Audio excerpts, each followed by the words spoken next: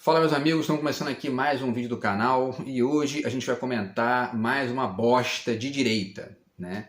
Que na verdade foi um discurso de um bilionário australiano defendendo que a gente tem que criar mais desemprego, porque as pessoas ficaram mal acostumadas, né, na pandemia, trabalhando em casa, ganhando bem, tudo mais, segundo ele, né? Na verdade, no caso brasileiro, por exemplo, o desemprego aumentou, né?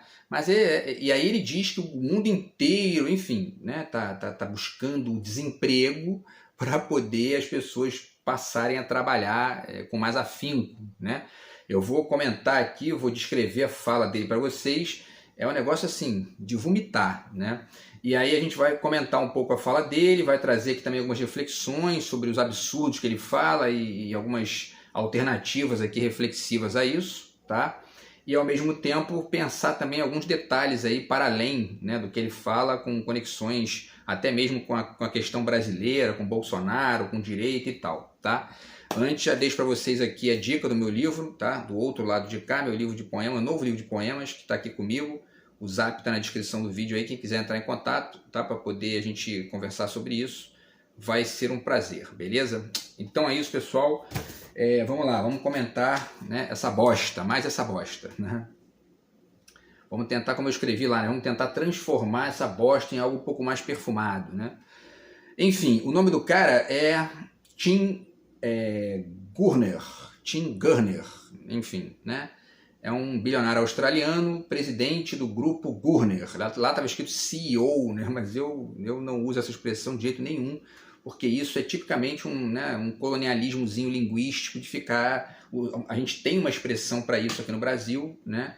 E, enfim, eu acho patético esse negócio de CEO, mas enfim, tá? Ele é o presidente do tal, e é o fundador também lá desse tal grupo Gurner, né? Que eu nem sei o que é, nem pesquisei, não tenho a menor intenção de pesquisar, porque isso não interessa também. Interessa é a fala dele, tá? E ele diz o seguinte, ó, vamos lá, né? Vamos começar aqui, eu vou descrever a fala dele, o que ele bosteja, para a gente poder comentar aqui, tá? Então vamos lá. Ele diz: eu acho que o problema é que as pessoas decidiram que não queriam mais trabalhar tanto depois do Covid. E isso teve um grande impacto na produtividade, né? Importante é a produtividade especificamente para ele, né? Que vai aumentar o dinheiro do bolso dele, né? Trabalhadores reduziram sua produtividade, né? E a gente vai discutir um pouco isso aqui também, tá? Eles foram muito bem pagos para fazer pouco, né? Esse pouco aqui é na perspectiva dele, né? Nos últimos anos, então, né, eles foram muito bem pagos para fazer pouco nos últimos anos e precisamos mudar isso. Agora entra aqui o mais, né, prepara o saco de vômito aí, né, o antiácido, tá? E aí ele diz, ó, e precisamos mudar isso. O desemprego precisa aumentar em 40% e 50%. Então, para dar uma média aqui para você que está, né, para a gente ter uma ideia aqui de um valor mais específico, o que ele está querendo dizer com um aumento de 40% a 50% é o seguinte: tem um desemprego de 5%, aumentar isso 50% seria, né, aumentar para 7,5% de desemprego, né? E a gente experimentou isso no Brasil, isso que ele acha que, né, porque esse sujeito é um retardado, um imbecil, assim, né? Ele fala como se o mundo inteiro tivesse experimentado uma lógica de que, né, o emprego bem remunerado aumentou no mundo por conta da Covid, né? Acho que ele não estudou muito bem, por exemplo, o caso brasileiro. A gente foi governado pela direita durante a Covid. O desemprego chegou a 13% no Brasil, né? A fome voltou para o Brasil, as pessoas foram para fazer fila para comer osso de galinha porque não tinham dinheiro para comer, entendeu? Então, assim, isso é um retardado, é um estúpido, né? Então, para se ver como é que dinheiro demais na mão de retardado dá nisso aí, né? E aí ele continua: precisamos fazer a economia sofrer. Isso é importante entender isso aqui também, hein? Aí ele continua: precisamos lembrar as pessoas, olha só a prepotência do sujeito, né? Precisamos lembrar as pessoas que elas trabalham para o empregador e não o contrário, né? Essa é a visão neoliberal, né? Esse liberalismo, né, violento, extremo, que desconsidera completamente o contexto social, né? Porque mesmo os capitalistas clássicos não falariam uma asneira dessa, né? Porque existe o contexto, isso os inteligentes, evidentemente, né?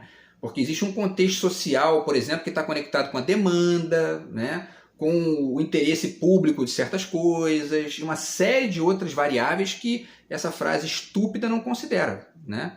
Precisamos lembrar as pessoas que elas trabalham para o empregador e não o contrário, né? Ao mesmo tempo, esse sujeito é o mesmo que deve ir para uma palestrazinha de marketing e dizer, ó, a gente trabalha para o consumidor e não o consumidor para a gente, entendeu? Quer dizer, enfim, né? E isso é só um detalhe, né? Porque existe uma lógica mais bizarra, mais perversa nisso tudo, que eu vou tentar comentar um pouco aqui até o final, tá? Mas vamos lá, continuando aqui o lixo que ele fala, vamos lá. Aí continua dizendo... existe uma mudança sistemática onde o trabalhador considera que o patrão tem sorte em ter os funcionários e deveria ser o contrário. Isso aqui é uma bobagem, né? Bobagem. Não é isso que gere a questão, né? Não é o fato de que o trabalhador acha que o empregado tem sorte, o empregador tem sorte de ter ele como empregado, ou o contrário. Isso é infantilismo, né? A questão é muito mais ampla que isso, tá? E aí continua, né, finaliza. Então essa dinâmica precisa mudar. Olha só, hein, precisamos matar esse pensamento de que, né, segundo ele, né, de que os funcionários, de que o patrão tem sorte de ter os funcionários que tem, né? E isso acontece quando machucamos a economia, que é o que o mundo está tentando fazer. O mundo está tentando machucar a economia, né? As economias todas crescendo aí pós-pandemia e o retardado falando uma bosta dessa, né? Governos do mundo inteiro estão tentando aumentar o desemprego para conseguir um pouco de normalidade. Mais uma vez ele ignora o caso brasileiro, né? Quando ele diz governo, e é interessante, né? Para você, bolsominion, pobre de direita, que está escutando isso aqui que eu estou falando, olha só, vamos lá, hein? Ele diz, governos do mundo inteiro estão tentando aumentar o desemprego para conseguir um pouco de normalidade. Isso que esse imbecil, né, esse escroto chama de normalidade é a fila do osso que teve no Brasil nos últimos anos aí. É isso que esse lixo de gente acha que é normalidade. Porque normalidade é assim, é grana na mão de uma minoria, né, e dane-se o resto. Aumenta o desemprego porque isso gera, né, mais procura por trabalho e a gente pode pagar menos para as pessoas e dane-se, é isso aí. É assim que funciona a cabeça dessa gentalha. E aí, vamos pegar isso para poder comparar com o caso brasileiro. Lembrem da fala do Bolsonaro em 2018, quando foi entrevistar ele sobre essa questão de direito trabalhista, quando teve a reforma trabalhista do Temer, que foi um lixo também, né, que gerou um monte de perdas para muita gente. O Bolsonaro foi entrevistado e disse o seguinte, se o trabalhador no Brasil vai ter que escolher, olha só a prepotência desse imbecil, né? Estupidez conectada com prepotência. O trabalhador vai ter que escolher entre mais direitos e menos empregos ou menos direitos e mais empregos. Ou seja, se vocês quiserem aí trabalhar, vocês vão ter que abrir mão dos direitos de vocês e trabalhar por menos, trabalhar mais, feito um condenado, entendeu? Quer dizer, isso não se sustenta. Hoje a gente já está vendo, na verdade, né, hoje não, né? Quem não caiu nessas parrelas, quem estuda um pouco de história, não cai nesse tipo de lixo, né? A gente conhece como é que foi o governo Lula, como é que foi o primeiro governo Dilma, antes do neoliberalismo, né, enfim, parasitar ali o governo Dilma e destruir a economia brasileira. Então a gente sabe como é que foi, quase que pleno emprego. O governo Dilma acabou o primeiro mandato dela em 2014 com 4,9% de desemprego, recorde histórico no Brasil de emprego, né? Criado pela esquerda. Então, Bolsonaro é um verme, isso é discurso de verme, de quem não tem a menor empatia pelos outros e mais, de quem é estúpido mesmo do ponto de vista conceitual, histórico, de filosofia comparada e etc, etc, etc. Né? Quando a gente compara, por exemplo, com a Alemanha, não precisa ir muito longe, vai na Alemanha, que é a maior economia da Europa, a quarta maior economia do mundo. Né? É o país na Europa onde os direitos trabalhistas são os maiores, são os mais amplos. Né? Existem fábricas e empresas na Alemanha que metade do corpo diretivo da empresa é feito de pessoas que derivam do sindicato e dos trabalhadores. Isso na legislação. Enfim, né? Então, e na Alemanha tem menos desemprego do que no Brasil. Né? O desemprego na Alemanha, pelo que eu vi da última vez, estava em 3%. Né? O nosso aqui está em 7%, 8%. Então, quer dizer, né, Bolsonaro é um verme, Paulo Guedes é um verme, pior ainda, né? E reflete esse tipo de pensamentozinho medíocre desse retardado aqui. Né? E aí, pessoal, a gente, né, retomando aqui o que ele fala, né, ele diz que os trabalhadores reduziram sua produtividade. Né? Enfim, a gente pode começar, antes de falar disso, rapidamente, vamos só relembrar aqui para finalizar, para fechar essa questão aqui da comparação entre Bolsonaro e hoje, tá? Vamos lá, notícia de abril do ano passado, não tem muito tempo não, nem um ano e meio, né? Brasil registra a maior inflação em 28 anos. Abril do ano passado, governo Bolsonaro, Paulo Guedes, direita. É isso que esse lixo humano lá chama de normalidade, né? A maior inflação dos últimos 28 anos. Outubro do ano passado, inflação dos alimentos é a maior até setembro desde o início do Plano Real. Quer dizer, né, o Plano Real começou em 94. Tá? Então faz as contas aí. São o quê? 2004, 2014, quase 30 anos. A maior inflação dos alimentos em 30 anos depois de quê? De botar os neoliberais no governo. Né? Isso que esse animal chama de normalidade, gente passando fome, né? Enfim. E aí hoje, né, a maior queda no preço dos alimentos dos últimos anos com o governo Lula, com o governo de esquerda, que não é um retardado desse. Muito pelo contrário, tem projeto. Né? Pensa nos outros, não pensa só, né, no próprio esgoto da própria cabeça. Né? Enfim, tá? E aí, pessoal, vamos então, né, já finalizei aqui esse comentário. E aí vamos passar então, porque aí ele fala dessa questão da produtividade, né? E aí relembro para vocês o livro do Byung-Chul Han, que está aqui, que eu fiz 3 vídeos sobre ele, né? Falando sobre várias questões interessantes que ele traz aqui, tá?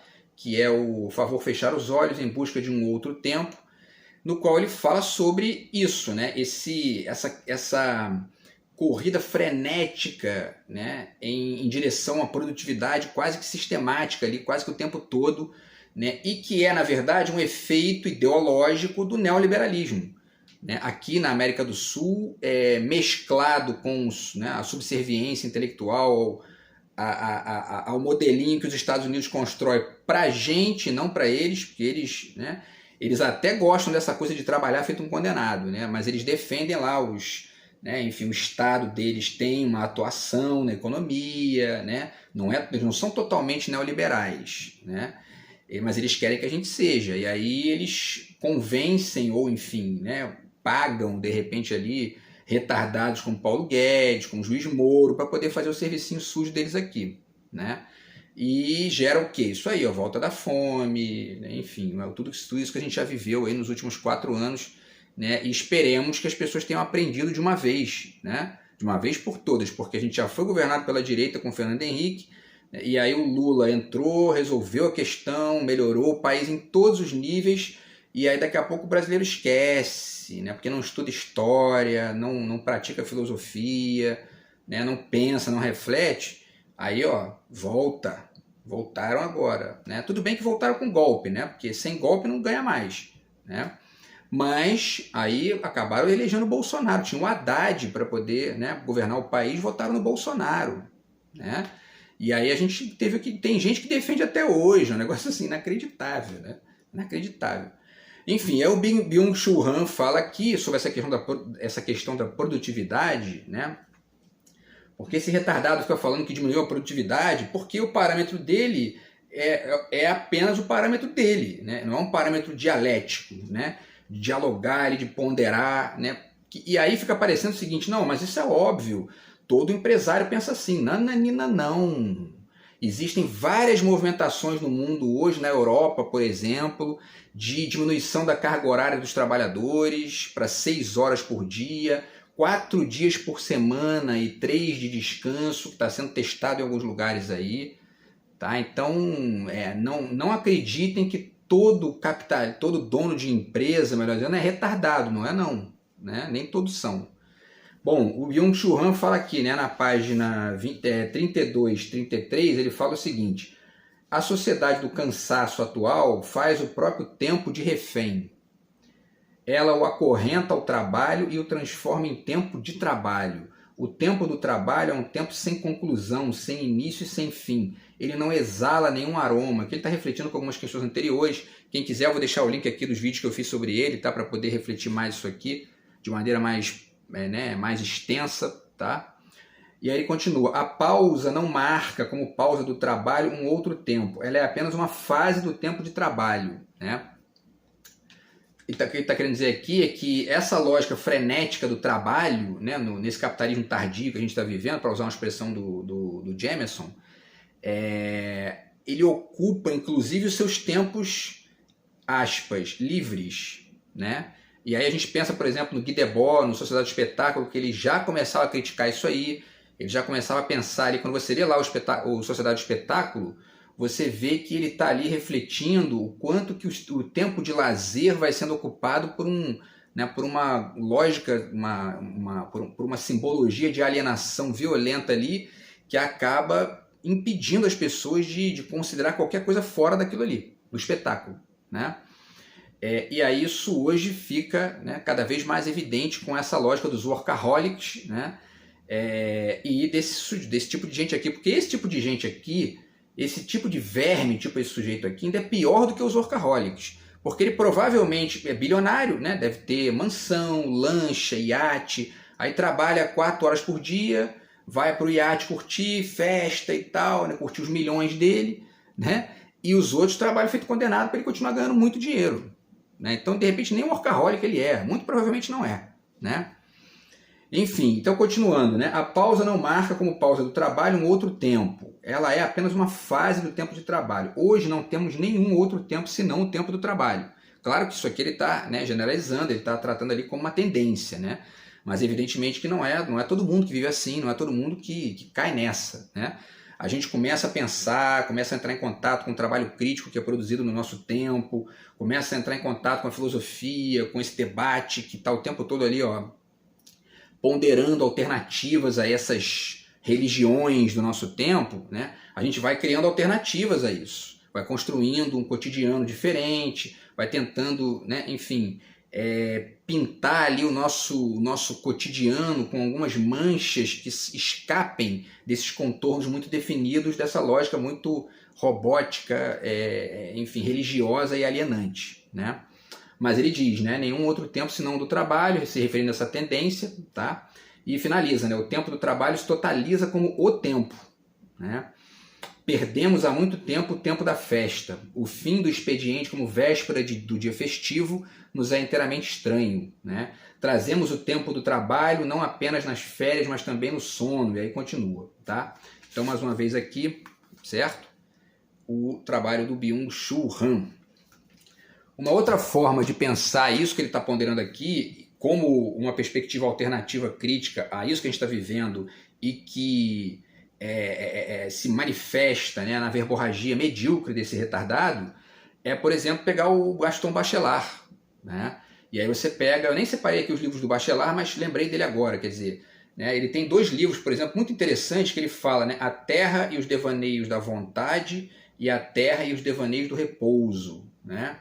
Quando você fica muito escravo dessa vontade, né, dessa lógica da vontade, mas, enfim, né, conectada de forma alienada com o trabalho, você ignora essa parte do repouso, que é, enfim, uma movimentação ali que pode, inclusive, e certamente permite que você entenda esses mecanismos, e é nesse momento que você exercita o tal repouso, né, considerando ele a partir dessa perspectiva que eu estou aqui criando nesse momento, você tem tempo para poder, enquanto não está trabalhando, não está escravo do trabalho, refletir essa questão e contribuir para o mundo melhorar e não ser o lixo que esses idiotas produzem quando vão para o poder, né? Entendem como é que a coisa é, né? Não é meramente... Você não produz apenas descanso no momento de repouso, né? Porque quando você ler filosofia, refletir, conversar com os amigos, trocar ideia, aproveitar o tempo livre para poder exercitar outras lógicas, né, que não essa essa escravidão, a essas pressões que essa gentinha nojenta faz, gera também um espaço de alternativas a isso aqui. Né? E é por isso que essa gente nojenta, historicamente, fica tentando limitar o tempo de lazer, o tempo de descanso das pessoas, o tempo o espaço ali de flutuar para fora dessa lógica perversa de ficar escravo do trabalho porque tem muito desemprego. Né? Então tudo isso é importante pensar, e a filosofia ajuda muito enfim, a desenhar alternativas, tá? Para esse tipo de verme. Né? Enfim, e aí isso coincidiu que eu ontem recebi aqui em casa esse livro aqui, né? Que é O que o Dinheiro Não Compra, que é um livro do Michael Sandel, que é um pensador que está sendo muito estudado aí, né? E aí me interessou ler ele aqui, ele está sendo muito falado, né? Enfim, pelos meios de divulgação aqui de ideias e tal. E ele fala umas coisas bizarras aqui, só na contracapa, né? Ele já diz aqui, né? Existem coisas que o dinheiro não compra, certo? Atualmente não muitas. Eu até discordo disso, tá? Mas ele diz, né? Atualmente não muitas. Hoje quase tudo está à venda. Então, essas duas frases, tá? Para a gente pensar aqui, uma coisa é dizer que atualmente não existe quase nada que o dinheiro não compra. Isso não é verdade. Outra é dizer que hoje quase tudo está à venda, né? Aí eu até concordo, mas isso não é uma essência, não é natural isso. Né? Isso pode ser deslocado. Tá? E aí ele dá alguns exemplos. Né? Um upgrade na cela carcerária. Quer dizer, eu não sei exatamente o que ele quer dizer com isso aqui, né? Mas talvez seja você, né? Enfim, comprar ali de maneira meio por baixo dos panos ali, algum tipo de melhoria na sua cela quando você está preso e tal. Bom, barriga de aluguel indiana, né? Compraram um espaço na barriga da mulher lá, tá, $6.250. Direito de ser imigrante nos Estados Unidos, $500.000, né? Pô, pagar para ficar naquele lugar lá horrível que maltratam os outros, eu tô fora. Nem todo mundo pode pagar por essas benesses, mas não faltam maneiras de ganhar dinheiro. Se você está precisando de um ganho adicional, aqui vão algumas possibilidades inovadoras, ele diz, né? E aí, servir de cobaia humana em testes de laboratórios farmacêuticos para novas medicações, $7.500, né? Combater na Somália ou no Afeganistão num contingente militar privado, tipo, né, aqueles mercenários do grupo Wagner, do tal do Prigozhin, que, né, e aí foi entrar numa de discutir com o Putin lá, mataram ele. Né? Então, enfim... e aí você, para combater na Somália, no Afeganistão, você ganha de $250 por mês a $1.000 por dia, né? Para arriscar sua vida lá, enfim, né? Por nada, né? E aí diz, não chegamos a essa situação por escolha deliberada, está na hora de perguntarmos se queremos viver assim. Tá aqui, né? Já está aqui na lista dos próximos a serem lidos. E aí isso aqui é uma reflexão já do que esse idiota fala ali no vídeo dele, né? Porque esse tipo de pensamento é isso aí, tudo é capitalismo, tudo é comprável, tudo tem um preço, né? E essa estupidez que a gente está vivendo. Vamos lá, né? Não vai dar tempo de falar de tudo, talvez eu faça até mais um vídeo aqui para falar de umas outras questões que eu pensei sobre isso, mas eu já deixo aqui umas dicas, tá? O Ailton Krenak, tá? Aqui nesse livro bacana dele, certo? Que é A Vida Não É Útil, né? Ele está discutindo justamente, ele está partindo de um outro olhar, de uma outra perspectiva, né? Muito mais inteligente do que esse tipo de estupidez que esse retardado fala lá, né? E aí, dentre outras coisas, várias coisas interessantes que ele fala aqui, algumas eu também tenho, né, algumas ponderações a fazer, ainda vou fazer um vídeo sobre esse livro também, mas ele diz aqui, né, isso, na página 44, ele diz, isso que as ciências políticas e econômicas chamam de capitalismo teve metástase, ocupou o planeta inteiro e se infiltrou na vida de maneira incontrolável. E aí ele continua aqui refletindo isso. Essa ideia de metástase que ele usa, que tem a ver com câncer e tal, o Jean Baudrillard já utilizou isso também em relação ao capitalismo, em relação a, né, enfim, a lógica que a gente vive no mundo aí nas últimas décadas. Tá? E é interessante, né, ver, não sei se ele já leu o Baudrillard, mas o fato é que tem uma conexão. Né?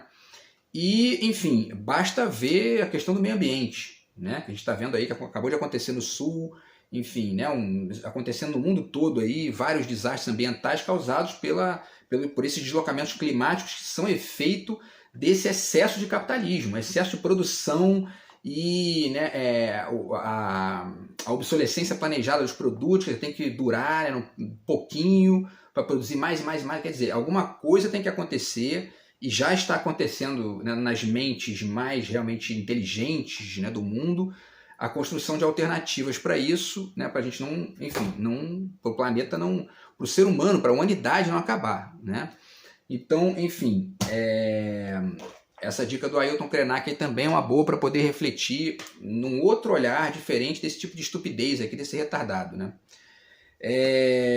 Mais uma vez, a dica do Ha-Joon Chang, né, que é o filósofo coreano, 23 coisas que não nos contaram sobre o capitalismo, e ele fala que isso, né, não existe livre mercado, né, tudo que ele fala aqui, né, o Estado, o governo, às vezes, muitas vezes, enfim, faz escolhas corretas, né, os neoliberais, né, o Tayo Constantino outro dia foi vomitar que o Estado, ele tem ojeriza do Estado, né, entendeu? Duvido que se ele fosse trabalhar numa empresa aí e quisessem sacanear ele, se ele não ia entrar na justiça através do Estado para poder pegar os direitos dele. Isso é conversa fiada, né? Enfim, as políticas de livre mercado raramente fazem os países pobres ficarem ricos e uma série de outras questões que o Ha-Joon Chang trabalha aqui, tá? E aí, pessoal, para finalizar, mais 3 dicasinhas rápidas aqui, e eu vou tentar fazer um outro vídeo para refletir algumas outras questões ligadas a essa fala desse bosta aqui, tá? Finalizando, tá? O lucro ou as pessoas, do Noam Chomsky. Essa é uma questão que é radicalmente crítica em relação à fala desse imbecil, né? O lucro não pode ser tudo, não pode ser a única base da vida, né? Porque inclusive isso interfere no planeta e isso gera fome, gera miséria, gera tudo que a gente sabe aí, né? Enfim, então o trabalho do Chomsky, tá?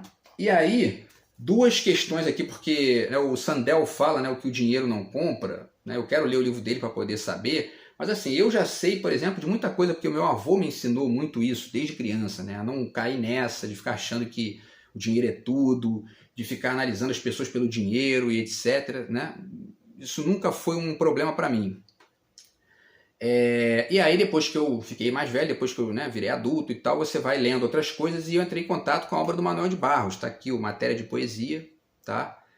E aí é muito isso, né? É essa coisa de ensinar que o valor das coisas está muito além dessa questão de grana, enfim, de roupa de marca e de carro do ano e essas bobagens, porque isso aí muitas vezes gera, na verdade, mediocridade, né? E gera preconceito, gera pequenez, né? Enfim, aí na página 18 aqui o Manuel de Barros tem um verso que eu gosto muito que ele diz, né? Tudo aquilo que nos leva a coisa nenhuma e que você não pode vender no mercado, como por exemplo o coração verde dos pássaros, serve para a poesia, né? E aí serve para a poesia, serve para a arte, né? Serve para a vida, serve para a política, serve para tudo. Porque quando você aprende que o dinheiro não é tudo e que você não pode botar sempre o seu interesse privado única e exclusivamente na frente dos outros, você deixa de ser capitalista estrito sensu e não fala mais uma asneira como esse retardado falou aqui. Esse idiota devia ler o Manuel de Barros, tá cheio de dinheiro na conta e não leu uma riqueza dessa aqui que não tem preço, né? Talvez porque o dinheiro que ele tem não compra isso aqui, né? E como diz o Michael Sandel ali, né? O dinheiro não compra isso aqui, não compra entender isso aqui, né? Compra o livro de papel, né? Aqui, ó, né? Mas entender isso aqui não basta ter bilhão, não adianta, né? Tem que ser uma coisa maior que isso, certo? E aí, realmente, né, como é que a gente vai saber se esse idiota vai aprender isso um dia ou não, né? Vai saber, para não ficar bostejando esse tipo de asneira.